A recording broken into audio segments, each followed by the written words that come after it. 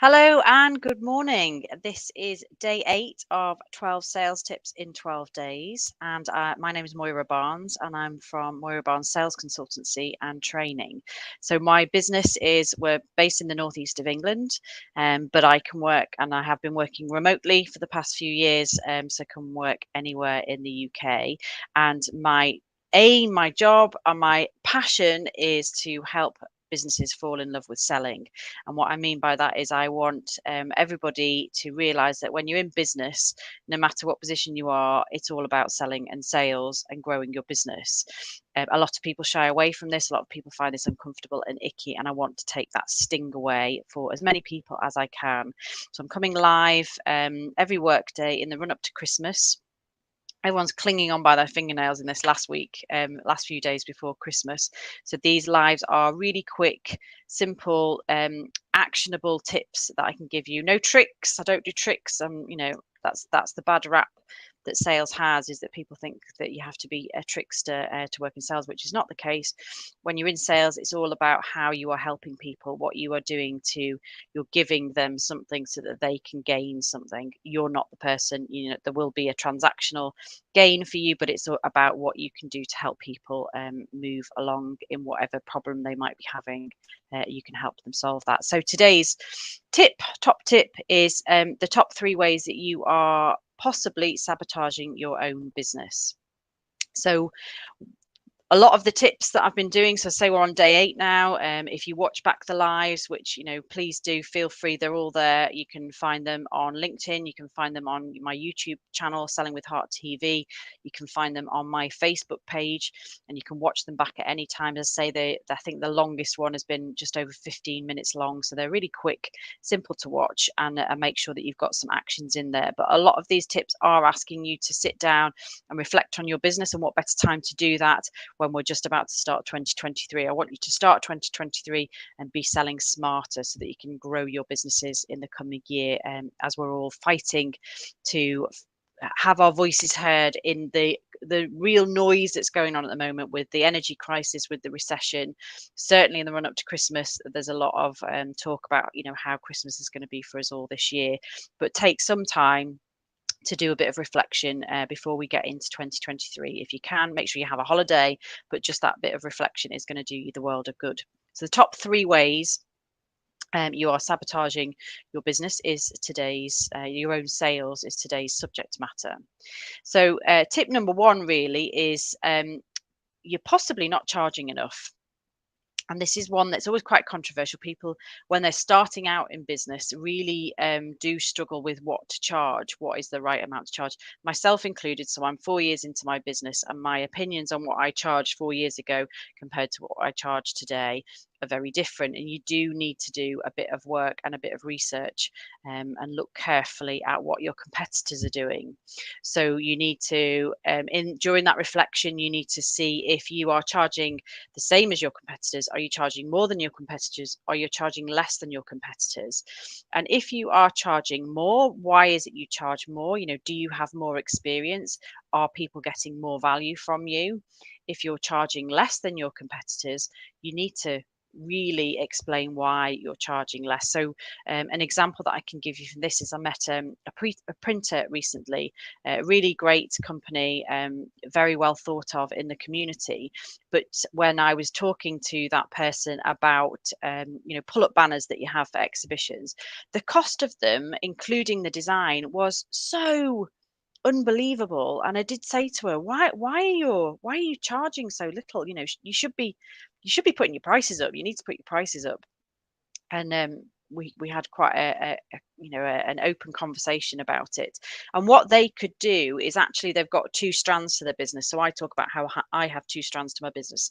So I target people on a one-to-one basis. So small business owners who have started up their own business, and they've been doing really well on that. the buzz of starting the business, on the referrals that they get off those customers, the family and friends helping them out. But then there comes a point where you do have to then start going out and actually selling what it is you do to people you've never met before.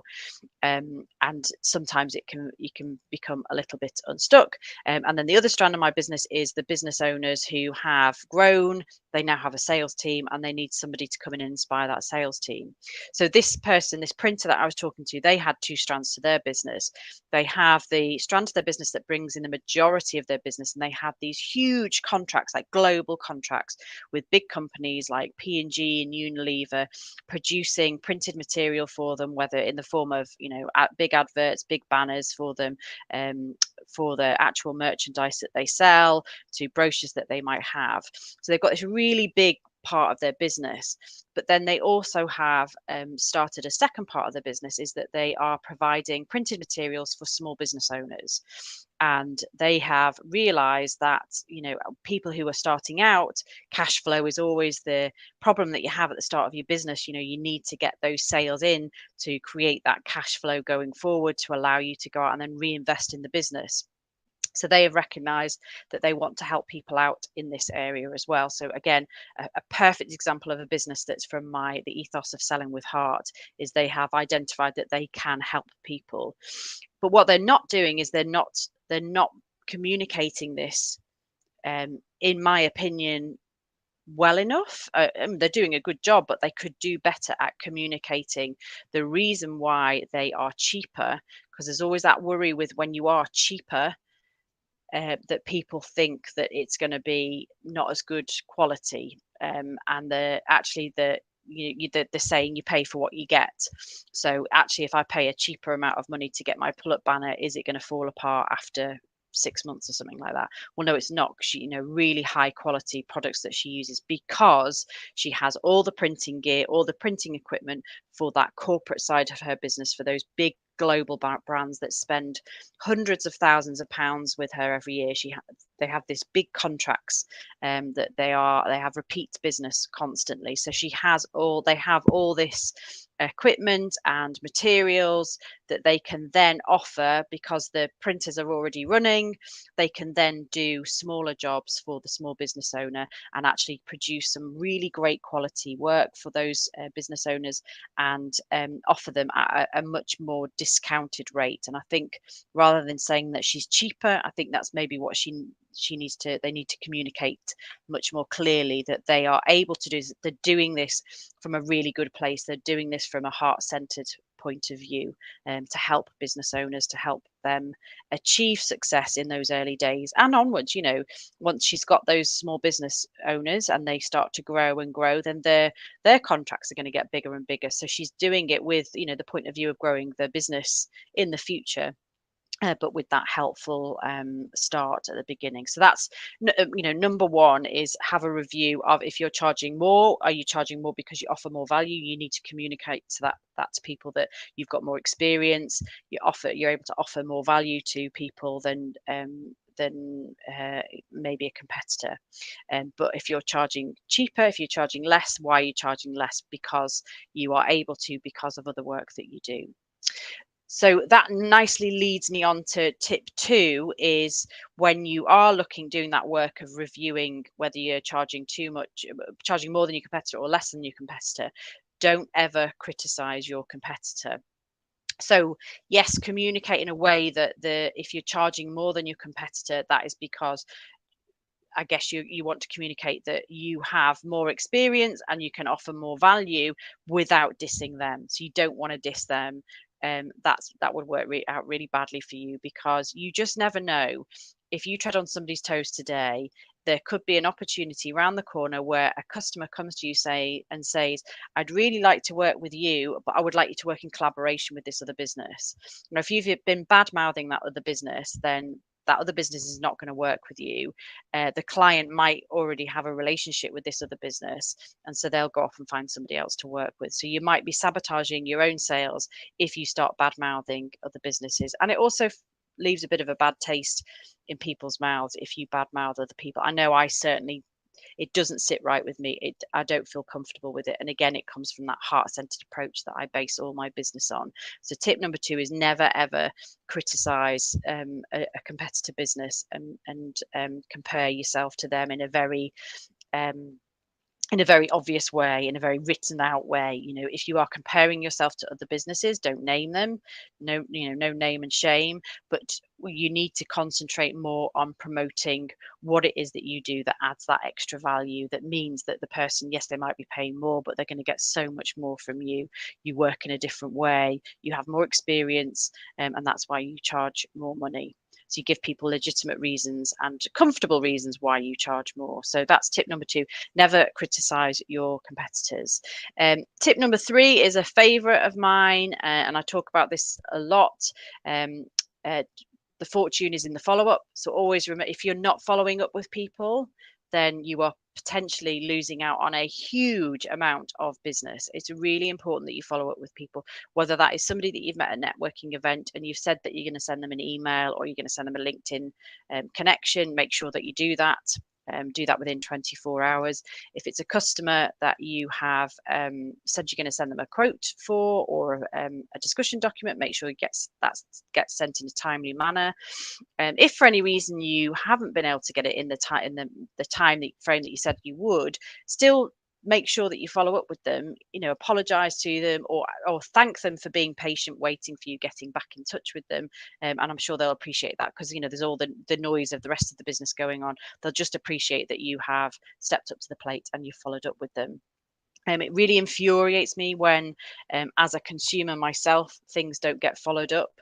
So a great example is estate agents. So once upon a time, we were in the housing market looking at properties, and I get quite infuriated with estate agents, and sometimes think I want to do some estate agent training, just in that form of the follow-up, because it's really important to follow up even with no's. So even when a customer has decided they're not going to buy from you, I think it's really important that you still follow up with people. So example is, we had put in an offer for a property, and that property, we were very excited about it, but then that fell. The property only got a better offer from somebody else, and so they went with them. So the estate agent rang me. I don't think they even rang me. I think I found out that this had happened. I saw that the property had gone under offer, so I got in touch with the estate agent to say what's happened. They were like, oh yes, sorry, they've accepted a higher offer than the one that you put in. And that was the end of the conversation. Absolute what that person should have done, and said, oh, I'm really sorry that you've not got this, but is that the sort of property you're looking for? Can you give me your likes? What are your wants? What are the areas you're looking into? We can have a look on our books to see what else we've got that we could show you around, or we can make sure that if anything comes onto the market, then we can get back to you straight away, so that you can actually get round to see that property and help you move along. So that is a really key one, that an estate agent didn't do a follow-up, and it's a really simple thing to do for you to do. So even if you get people saying no thank you, I'm not interested in working with you, you can follow up with them in a number of ways, and I have written blog posts about this. I think 39 ways to follow up with customers, and it doesn't have to be a salesy pick the phone up, are you going to buy from me? It can be some lovely, soft, again, heart-centered ways to follow up with people, just making sure that you stay on that person's radar, and then they feel good about the fact that you are keeping them in mind. How many times have you had a phone call from somebody, a friend, and when you've picked the phone up, you said, oh my God, I was thinking about you only yesterday, and how I've not followed, I've not spoken to you in ages. I'm so glad you phoned me. I don't need to worry about, I can take that off my to-do list. So don't be afraid of following up with people. That's really important, and you could potentially be losing so much business if you don't follow up with people. So they're the three top ways that you're sabotaging. You're not charging enough, you're criticizing the competition, you're putting people off working with you, or you're not following up with people. But then a bonus tip. So I'm just going to add in a bonus tip for you today. A really good way of adding to your sales. So if you're not doing this, then you're definitely sabotaging your sales, is asking those people that have worked with you, have been your customers this year, asking them to refer you to other people. So getting them to either tell the person about you, or giving you the person's details that they think would really benefit from hearing from you and receiving your services or your products. So make sure that you ask all your current customers that are enjoying working with you, or have enjoyed working with you this year. You've given them a stellar experience. They've been real VIPs. They feel like VIPs. get them to tell people about you and get them to refer people to you so that you can increase your sales in 2023. So that's another long one that's gone on. The action points for you to do is to sit down and review, reflect on how business has been this last year. Who are the customers that you're going to ask to refer you on? Who are the customers that have said no and you need to follow up with? And also looking at your competitors. Why are you charging more or why are you charging less? And are you communicating that effectively in your marketing? So I've gone over the 15 minutes. Please, if you have any questions and you want to get in touch with me, then please do. My email is moira@moirabarnes.com. And as a little Christmas gift for you, we have an ebook you can download at moirabarnes.com/ebook. If there's any questions you'd like me to cover in any more lives, then do get in touch with me. Again, that email is moira@moirabarnes.com. Really simple. But I wish you a really wonderful Monday, and I hope the run up to Christmas isn't too stressful for you. And I'll see you again tomorrow. And tomorrow we're going to be talking about why being in business is all about sales. So see you for day 9 of 12 sales tips in 12 days. Take care. Bye bye.